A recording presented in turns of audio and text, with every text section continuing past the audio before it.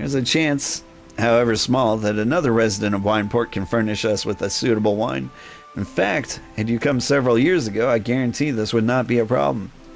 As the quality of our product has declined significantly in recent years, the only breeds cultivated these days are common lowland vines, which isn't to say the grapes are of poor quality, only that we have known better. Long ago, the vignerons of Wineport crossbred several species, produced a grape-bearing vine of never-before-seen quality. Bacchus grapes were the pride of this town, and they were used to produce vintages that surpassed all others. This includes the most aromatic, the most complex, and the most flavorful of all wines. Aye, the legendary Bacchus wines were right here in Wineport. Pardon my enthusiasm. You see, I once had the privilege to sample that particular wine. It was an otherworldly experience. In that moment, I felt as though I had tasted the nectar of the gods themselves. I transcended my mortal flesh and was one with all creation. But as is all too often said, the calamity changed that. The Bacchus vineyards were completely destroyed, along with much of the existing stock of Bacchus wines.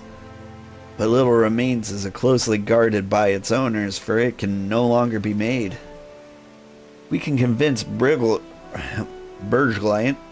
to part with his wines. Our next best option is as ridiculous as it sounds, is to find someone who has a bottle of Bacchus wine and to offer them every gill we can spare. Heard rumors that one of the vignerons tending the vineyards might have once owned a bottle. Perhaps you could start by speaking with them?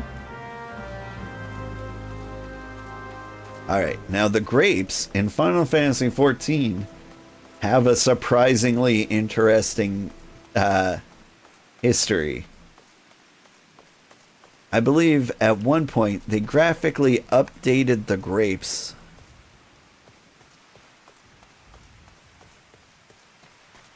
And they were like, each of these vines, I think, used to contain the grapes. Oh, they still have grapes. Yeah, you see these, like, terrible low-poly grapes? Like, while they were making improvements for the game, they boosted the appearance of the grapes. And in, like, certain quests or instances, they were, like, pickable. And the problem is, like, there were so many spawns of these grapes, and the weird way that they improved the resolution of the grapes made them a very resource-heavy thing to spawn into the game. And I think they crashed the server. Like, the grapes were too good. It was like one of the weirdest bugs ever seen in a video game, where the grapes were too pretty. So pretty that they destroyed the entire server, or took down a data center, or several, or all of them. I'll have to re-look up the history of the grapes in Final Fantasy XIV. But eventually they had to revert them back to these shoddy-looking grapes. And that's just kind of a hilarious story. Thank you for indulging me. What? Do I have Bacchus wine? I wish. Never had the chance to try it myself. Sorry, friend. But you're a few years too late. Okay. Where's the other one?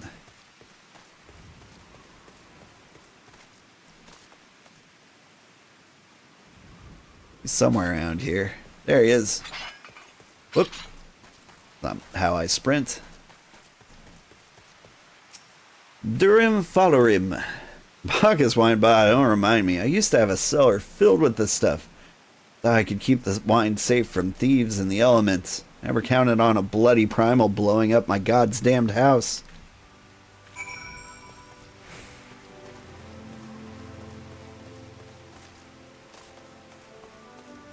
A primal blew up your house, you say? Can I have the GPS coordinates for your house?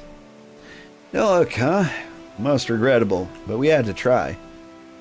But Bacchus wine would have been perfect for the occasion.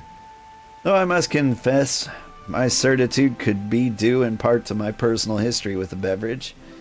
It is, after all, the very reason I decided to become a vintner.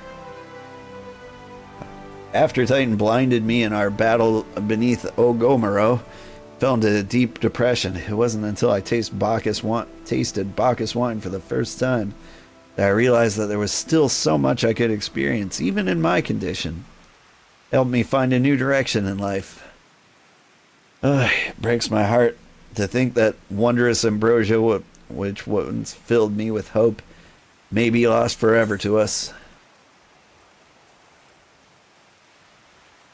I don't know, vitality? Seems like a thing a tank would use.